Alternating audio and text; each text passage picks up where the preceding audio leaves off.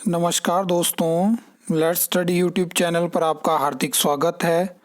I hope आप अच्छे होंगे, स्वस्थ होंगे। इस वीडियो में हम हिमाचल प्रदेश में भर्तियों से जुड़ी आज की जो लेटेस्ट न्यूज़ है उसके बारे में हम बात करेंगे, जहां पे हम सबसे पहले बात करेंगे कि राज्य चयन आयोग में आपको आने वाली अपकमिंग भर्तियां कौन सी देखने को मिल सकती है, क्या क्या इस टाइम की लेटेस्ट अपडेट हैं, डिटेल में हम बात करेंगे। उसके अलावा हम बात करेंगे जो टीसीएल में मैंने आपको बताया था एई और जेई इलेक्ट्रिकल की वैकेंसी के बारे में, तो उसमें लेटेस्ट आरटीआई रिप्लाई है, उसके बारे में हम बात करेंगे। असिस्टेंट प्रोफेसर की जो सब्जेक्ट वाइज वैकेंसी रहने वाली है, तो एग्जैक्ट कितनी वैकेंसी है उसके बारे में हम बात करेंगे। तो और भी आपको कुछ और अपडेट के ऊपर हम बात करेंगे, तो वीडियो को अंत तक ज़रूर देखना।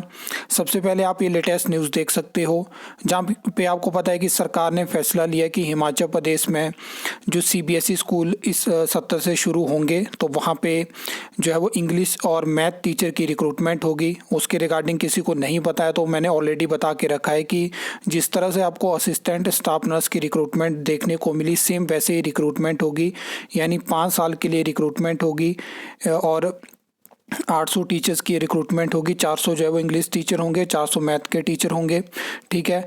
और एक और चीज़ मैं आपको बता दूं कि और भी रिक्वेजिशन जो है वो राज्य चयन आयोग हमीरपुर के पास पहुंची है, जिसमें कि पंचायत सेक्रेटरी की है, उसके अलावा सेक्रेटरी क्लर्क की है, अकाउंट्स क्लर्क की है और स्टेनोटाइपिस्ट की है। तो ये रिक्वेजिशन इस टाइम पे जो है वो राज्य चयन आयोग हमीरपुर के पास पहुँची है। और भी रिक्वेजिशन है, लेकिन मैंने आपको बताया कि आरटीआई के माध्यम से जैसे ही एग्जैक्ट जानकारी पहुँचेगी तो मैं आपको बताऊंगा। और उसके अलावा आपको पता है कि जेबीटी का और एसए का जो शेड्यूल है वो भी अनाउंस हो चुका है। इसके अलावा जेओआईटी की जो 234 वैकेंसी है वो एडवर्टाइज हो चुकी है। अभी जो 482 और वैकेंसी है जिसकी फाइल डायरेक्टरेट ऑफ रिक्रूटमेंट में है, तो उस पर भी फैसला होगा और वो पोस्टें भी यहाँ पे एडअप हो जाएंगी। तो उसके लिए भी आप कमेंट करके पूछ रहे थे कि आप बताइए, तो मैंने आपको बताया कि वो पोस्टें ऐड हो जाएंगी। उसके अलावा मैंने ये टीचर्स की रिक्रूटमेंट के बारे में आपको बता दिया। जियो लाइब्रेरी का एग्ज़ाम कंडक्ट होना है, स्पेशल एजुकेटर की भर्ती हो गया, पटवारी की भर्ती हो गया, उसके अलावा हॉर्टिकल्चर एक्सटेंशन ऑफिसर की भर्ती हो गया। और असिस्टेंट स्टाफ नर्स की अगर हम बात करें तो यहाँ पे इन्होंने बताया है कि नर्सिस की भी हमारे पास जो है वो रिक्वेजिशन पहुँची है।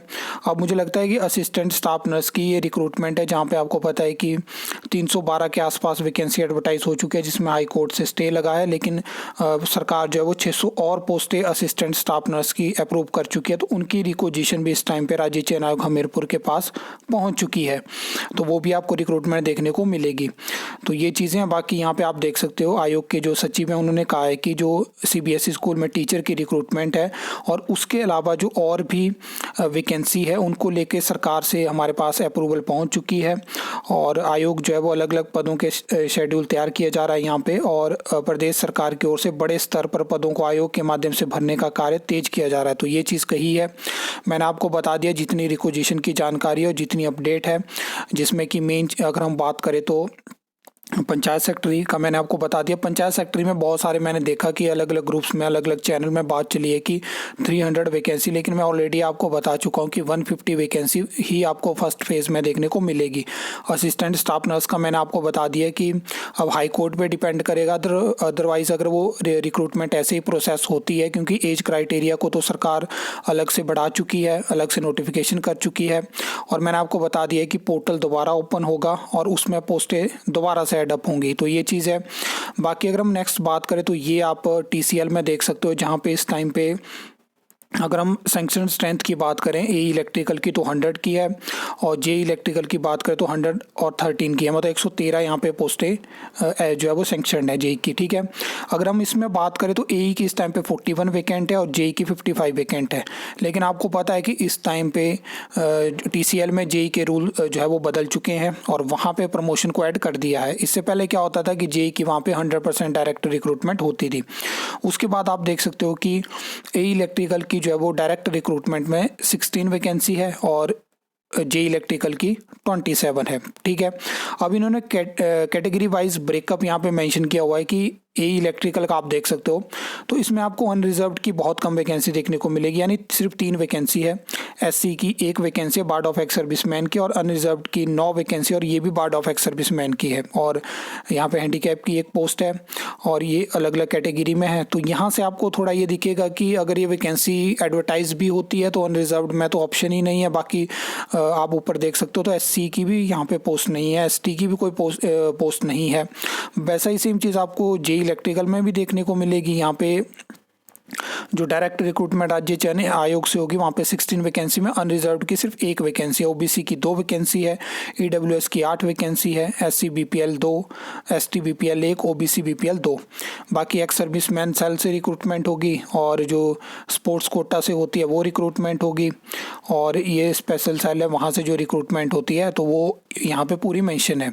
तो मेन चीज़ें यहाँ पे आपको ऐसी देखने को मिलती है। चलिए AE के बारे में तो हम ज़्यादा यहाँ पे बात नहीं करेंगे, और हमने ऐसा नहीं, हमने पास्ट में जो रिजर्वेशन रोस्टर है उसको चेंज होते भी देखा है। ये JEE इलेक्ट्रिकल में जो लास्ट वैकेंसी निकली थी 167, वहाँ पे चीज़ें चेंज हुई थी, तो यहाँ पे गलती हो सकती है, लेकिन इस पे बात करेंगे क्योंकि JEE इलेक्ट्रिकल में ऐसा है कि अभी जो है वो यहाँ पे प्रमोशन कोटा को ऐड किया गया है, तो किस बेसिस के अकॉर्डिंग पे यहाँ पे रोस्टर को तैयार किया गया है, ये चीज़ें हैं, इनके ऊपर कोशिश रहेगी कि और जानकारी मिल पाए। लेकिन यहाँ से थोड़ा ये हो जाता है कि जैसे मैंने आपको TCL में वैकेंसी के बारे में बताया था, लेकिन यहाँ पे जब आप इस ब्रेकअप ऑफ पोस्ट को देखेंगे थोड़ी निराशा तो आपको होगी, क्योंकि यहाँ पे कुछ कैटेगरी, कुछ सब कैटेगरी की तो वैकेंसी ही नहीं है। तो ये चीज़ें हैं। बाकी अब इसके ऊपर हम डेडिकेटेड वीडियो के माध्यम से भी बात करेंगे और कोशिश करेंगे TCL में कि क्या जानकारी इसके बारे में मिल पाती है। फिलहाल RTI के माध्यम से ये जानकारी दी गई है। नेक्स्ट हम बात कर लेते हैं, हम पॉल्यूशन कंट्रोल बोर्ड के बारे में बात करेंगे। तो यहाँ पे ओवरऑल इन्होंने सारी अपनी जो इनके पास वैकेंट पोस्ट है उसकी जानकारी दी है। यहाँ पे मेन वैकेंसी है असिस्टेंट इन्वायरमेंटल इंजीनियर और जूनियर इन्वायरमेंटल इंजीनियर की वैकेंसी। देखिए AEE की वैकेंसी 2 बार एडवर्टाइज होती है, दोनों बार विड्रॉन होती है, और JEE की वैकेंसी 2022 में HPSSC हमीरपुर की लास्ट एडवर्टाइजमेंट में 14 वैकेंसी एडवर्टाइज हुई थी, वो भी आज तक पेंडिंग है। तो इसके बारे में बहुत सारे कमेंट्स आ रहे थे कि हमें बताइए। तो फिलहाल के लिए कोई भी रिक्वेजिशन जो है वो ना राज्य चयन आयोग हमीरपुर के पास गई है और ना पब्लिक सर्विस कमीशन शिमला के पास गई है, और अभी एक RTI पेंडिंग है पॉल्यूशन कंट्रोल बोर्ड के पास। देखते हैं उसमें वो क्या जानकारी देते हैं और क्या उनकी सोच है, क्योंकि इस तरह की अपडेट मैंने आपको हिमुडा के बारे में बताई थी, जहाँ पे पहले उन्होंने पिछले साल कहा कि हम JEE सिविल की वैकेंसी इसलिए नहीं भेज पा रहे हैं क्योंकि राज्य चयन आयोग वर्किंग में नहीं है। लेकिन जब अभी उन्होंने 1 मंथ पहले RTI का रिप्लाई दिया तो उनका मतलब कोई उन्होंने मेंशन नहीं किया कि कोई रिक्वेजिशन हम भेजने वाले हैं। तो वहाँ से चीज़ें क्लियर हो जाती हैं कि यहाँ से एक्सपेक्टेड ही नहीं है कि आपको कोई वैकेंसी देखने को मिलेगी। बाकी आपको याद होगा पिछले कल भी मैंने आपको जानकारी दी है कि इलेक्ट्रिसिटी बोर्ड में जो है वो सिविल विंग सरकार ख़त्म मतलब ऑलरेडी कर चुकी है। वहाँ से वो जो स्टाफ है वो सिविल का, मैकेनिकल का, उनको जो है वो अलग अलग जगह पे ट्रांसफ़र करना चाहती है, परमानेंट एडजॉप्शन करना चाहती है। तो उसमें मैंने आपको बताया था कि ऐसे जो वहाँ पे अधिकारी हैं, कर्मचारी हैं, जिनसे उनकी विलिंगनेस ले ली गई है कि वो कहाँ पे जाना चाहते हैं। जहाँ पे पहले 8 डिपार्टमेंट थे, फिर अभी 26 तारीख को मीटिंग होती है, वहाँ पे 11 डिपार्टमेंट बोर्ड कॉरपोरेशन के साथ वो होती है। लेकिन उससे पहले 20 जनवरी को आप ये देख सकते हैं जॉइंट एक्शन कमेटी की एक बैठक होती है। तो इनकी तरफ से एक रिक्वेस्ट गई है जहाँ पर इन्होंने मैंशन किया हुआ है कि जो आप सरकार को कि जो आप यहाँ पर परमानेंट एडजॉप्शन करने वाले हो सिविल इंजीनियरिंग स्टाफ की इलेक्ट्रिसिटी बोर्ड से, तो यहाँ पर आप उसको मत करिए फ़िलहाल के लिए, क्योंकि क्या है कि बहुत सारे हाइड्रो इलेक्ट्रिक जो प्रोजेक्ट हैं वो ऑनगोइंग है। तो उन चीज़ों को पहले कंप्लीट किया जाए। इनमें इन्होंने बहुत सारे ऐसे काम की जो है वो यहाँ पे रेफरेंस दी है। आगे मैं आपको बताता हूँ। यहाँ पे पहले तो उन्होंने कहा है कि जो यहाँ पे जो सिविल इंजीनियरिंग विंग है उसमें जो सैंक्शन स्ट्रेंथ है वो 271 की है, जिसमें इन्होंने बताया कि JEE कितने हैं, AE कितने हैं, एक्शन और SC इन्होंने पूरे मेंशन किए हुए हैं, क्योंकि पूरी पोस्ट तो यहाँ पे नहीं भरी गई है। लास्ट टाइम पे आपको 4-5 साल पहले रिक्रूटमेंट देखने को मिली थी। और इन्होंने एक और चीज़ मेंशन की है कि इनमें से जो है वो ये जो 191 है, इनमें से जो है वो 60 एम्प्लॉयज़ अगले 5 साल में रिटायर हो जाएंगे। ये चीज़ भी इन्होंने मेंशन करी है। अब यहाँ पे अगर हम बात करें तो ये रिक्वेस्ट करी गई है कि जो सिविल इंजीनियरिंग स्टाफ है इलेक्ट्रिसिटी बोर्ड में उसको डेफर नहीं किया जाए, क्योंकि कुछ ऐसे हाइड्रो इलेक्ट्रिक प्रोजेक्ट है जो कंप्लीट नहीं है, कुछ ऑनगोइंग स्कीम्स है। तो अगर इस तरह का डिसीजन लिया जाता है तो वो बहुत ज़्यादा दिक्कत होगी।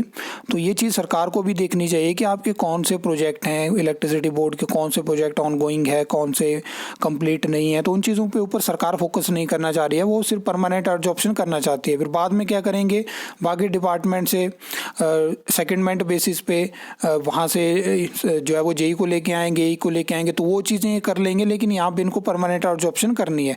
तो ये मानसिकता की तरफ इशारा करती हैं चीज़ें कि क्या हमारे जो एडवाइज़र हैं सरकार के, कौन लोग हैं, क्या वो सोचते हैं, क्या उनकी सोच है, क्या वो अपने बारे में सोच रहे हैं, क्या वो स्टेट के बारे में सोच रहे हैं, क्या वो इलेक्ट्रिसिटी बोर्ड के बारे में सोच रहे हैं। बाकी इसके अलावा बात कर लेते हैं असिस्टेंट प्रोफेसर। आपने हर जगह इसके बारे में खबर देख ली होगी, 2-4 वीडियो में ऑलरेडी मैं भी बता चुका हूँ। एग्जैक्ट आप सब्जेक्ट वाइज ये वैकेंसी देख सकते हो, ये पूरा जो कि पीएससी शिमला को जो रिक्वेजिशन गई है, ये पूरी लिस्ट आप देख सकते हो। 400 पोस्ट की बात करी गई, तो एग्जैक्ट अगर हम बात करें तो 389 ये वैकेंसी की रिक्वेजिशन गई है। अब कितना टाइम इसमें पीएससी शिमला लगाता है इनको एडवर्टाइज़ करने के लिए, क्योंकि सेट का भी एग्ज़ाम आपको इस साल देखने को मिलेगा, तो उसके बाद ही आपको ये जो भर्ती है मुझे लगता है कि एडवर्टाइज़ होती हुई दिखेगी, और उसके बाद ही आगे की प्रोसेस जो है वो शुरू होगी। और सरकार कहीं ना कहीं इस भर्ती को अगले साल तक डिले करेगी। डिले करने का मतलब कि ज्वाइनिंग अगले साल देने की कोशिश करेगी, क्योंकि थोड़ा लंबा ये चलेगी, क्योंकि 33 सब्जेक्ट यहाँ पे हैं, तो इनके 33 एग्ज़ाम देखने को मिलेंगे।